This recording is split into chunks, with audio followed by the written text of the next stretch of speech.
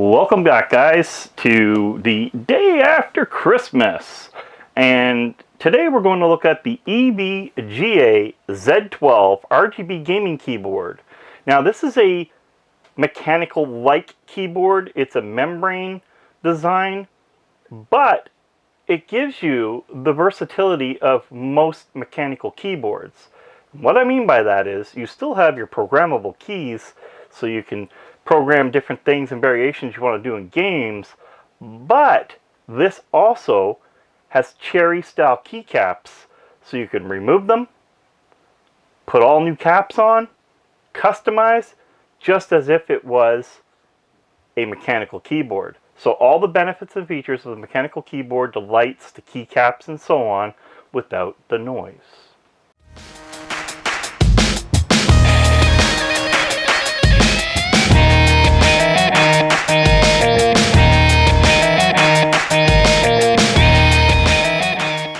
So of course, once you get the box out of the box, you have another box to open.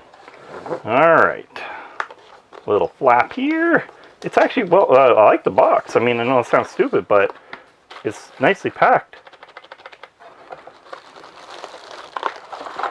Alright, let's just get this out of the way. Alright, so once you get in, there is a Z12 quick guide.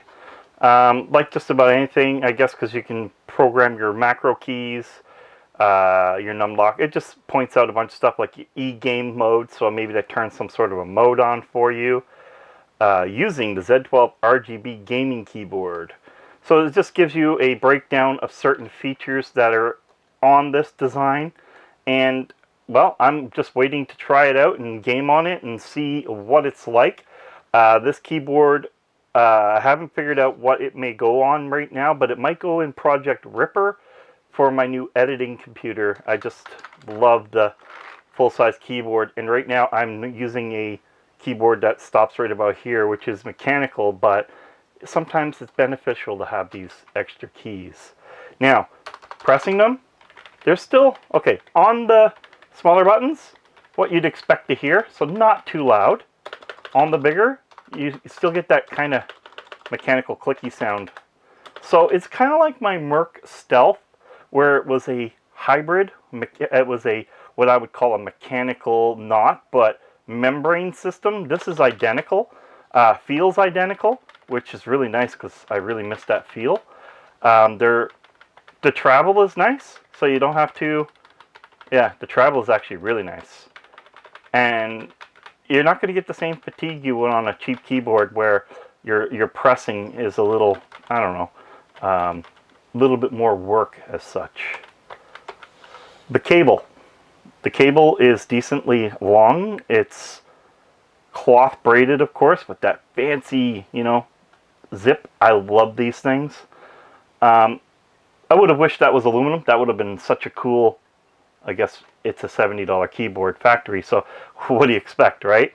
So now we look at the top part here. There is nothing, and so there's no extra, you know, gadgets on the keyboard like that. And when we flip it over, we're greeted with the flip outs, if you're one of those that need your keyboard up in the air. And it looks like it has two different heights, as you can see here. I can leave this piece here out or flip that down, so you have two different heights. I've actually not ever seen that in a keyboard before, so that is really cool. The texture on the bottom is really neat. It's a little, you know, going above and beyond, because I hope the camera's picking it up, because we really don't need the bottom to look cool, but this one does. You have rubber feet, 5 of them, so there's no slipping going on. Okay, so right off the bat, we are greeted with quite a little light show here. I'm going to turn off the staged light so that we can see things a bit better. I hope that's taking a good gander at that. So I'm going to tip the keyboard's feet up to get that better angle. There we go. So now I have it on the highest setting just because, well, it looks better on camera. Another thing we're going to do, let's see how bright this is on camera in the dark. Oh, that's nice. Now, I don't know about the modes yet, but it would have been nice to you know, have some really cool modes where you hit and it does the splash like my SteelSeries keyboard does. But I mean, again, we're talking a $200 keyboard versus a $80 keyboard at top dollar. So you have a function button right here, and if you want to decrease or brighten your keyboard, you can go or off. Up and down's right here when pressing function. As you can see, I'm making it brighter and brighter and brighter to its maxed bright setting. Now, if I want to change the RGB, I press function, and there's 9 modes. So if I go like this, we change the mode. Like this, we change the mode again. Oop. I guess that turned it off. Oh, no, the mode is when you hit the key. See this?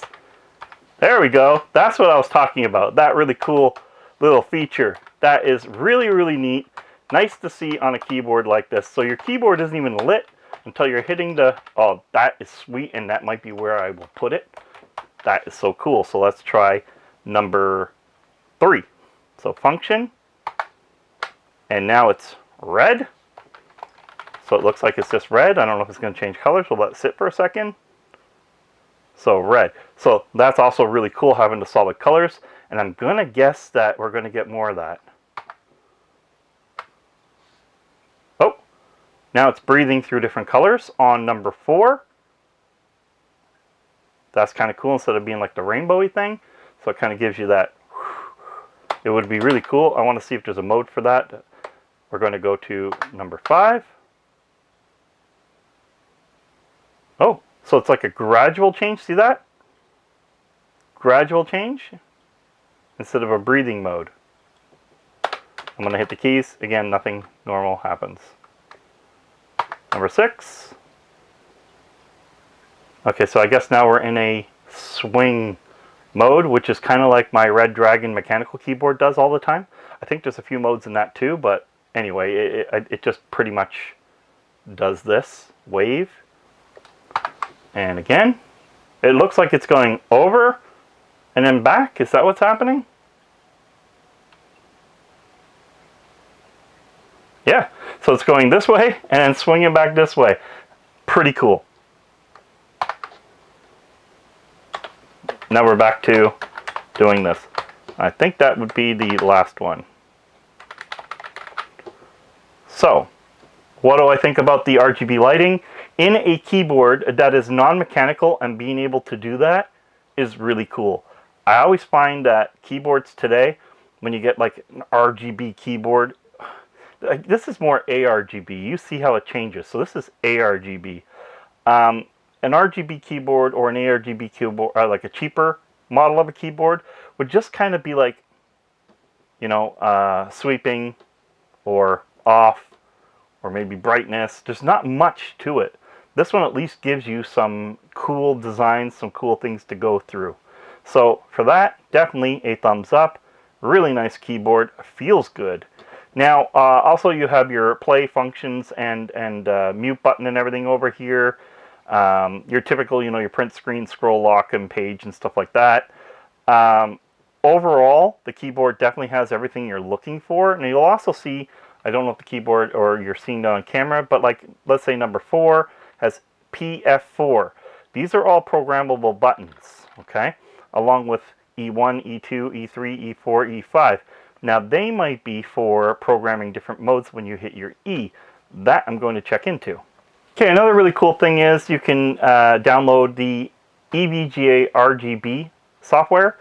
I'm not sure if that also has your keyboard layouts and stuff in it, but that is something cool. So there's possibly some other really cool features that are possibly able to be done on this keyboard. A quick note, there's something I want to point out here. So I'm installing the Evga's Unleashed RGB software, which also controls your macros and everything.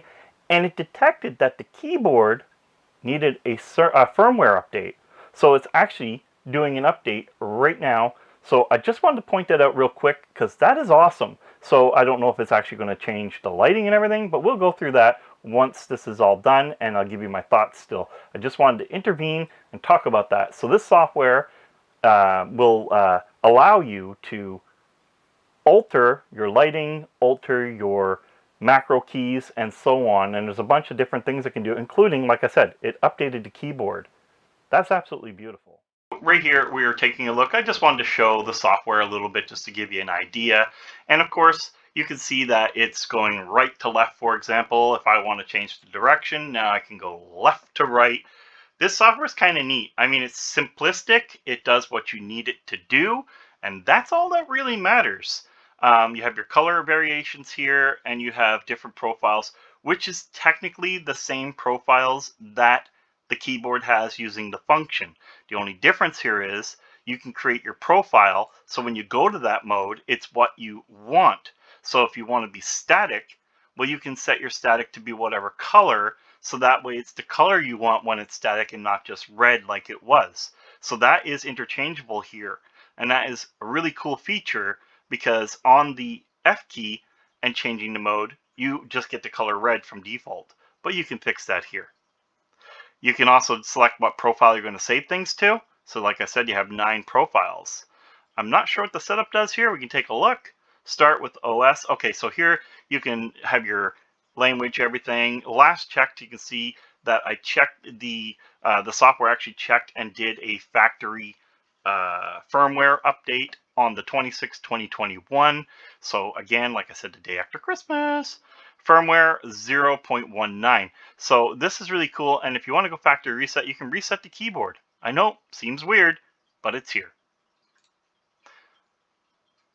Now, in your general settings, it's just basically configure your key. So if you want it on the left or you want it on the right, you can actually take the key off, move it, and change where your function and your window key is. Really kind of neat, kind of different. Game mode disables keys. So if you disable keys, you can disable different keys here if that key is also an issue. For example, if you hit a key and it sends you back to Windows, or it crashes your game, or it brings up something stupid and annoys the hell out of you, disable it. Again, you can pick your profile. Key assignment. So you have primary, okay, and you can remap, you can do everything here. I'm not going to get into that, but you can do everything you want to do here, right down to calculator. You can just, your primary and secondary. So in secondary, you can have another setup, and you can change all your mapping as well. And then your macro editor. So in here, you would, I guess, pick what you want it to be, and playback options, macro edit, and so on, and again 1 to 9. So there's a bunch of things you can do here. So your macro list and bind, so your macro list on board, basically to what you're going to do. So you set your profile to whichever game you want it to be, and set up what you want to add here for your macro, so that you're able to punish people in the game in a way that you weren't able to before. And here you can see you can add or import. So anybody else has custom setups for certain games, which who knows, that is definitely got to be out there for this feature to be in. So I would just go and find an import the file, bring it into here, put it into the keyboard settings, apply, and I have those settings ready to go, just the way someone else has done all the work for me. My buddy has thrown me towards the EVGA products and said, hey man, you got to check it out a bit. So here I am, I'm checking it out. So now what I'm going to do, I'm going to go do some gaming on it, and I'm going to come back and give you my thoughts. So we're back, and I got to tell you, the software is actually really cool. It allows me to pretty much go through the same lighting modes. There are color changes you can make. I can sweep it from right to left or left to right. Those are neat things I can change in the software that you cannot change with the function and your lighting modes. You can change it to be static, whatever, and you can also have 9 different profiles.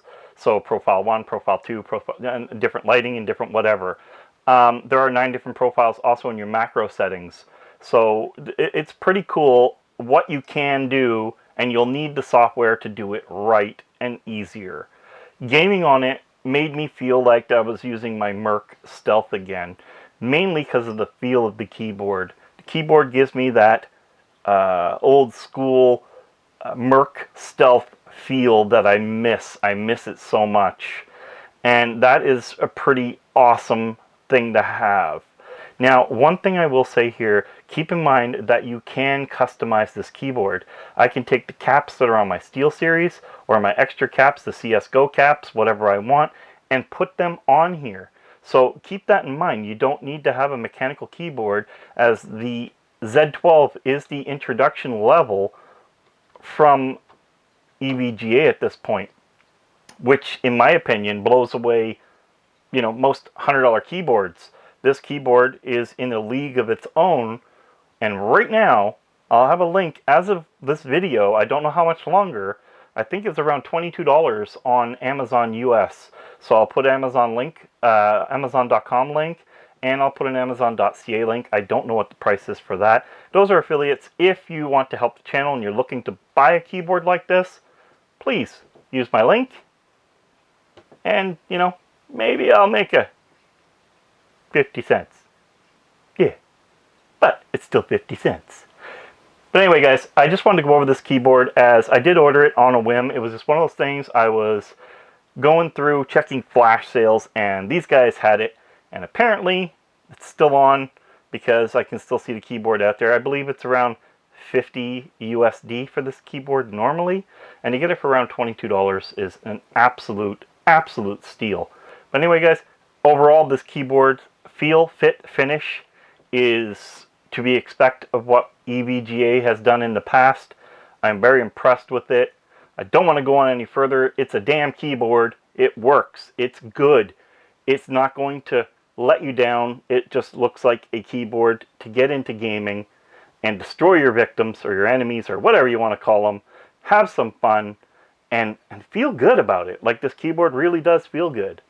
So guys, thank you for watching. If you watched all the way to this part, please share, like, and subscribe. Tell your friends about the channel. It's one of the best things to help the channel. And of course, hitting that like or dislike button really helps the channel out, because it tells YouTube, hey, more people should watch his videos, or more people should not watch his videos. Whatever the case is, I'll take it either way. Anyway, till next time, thank you. Game over.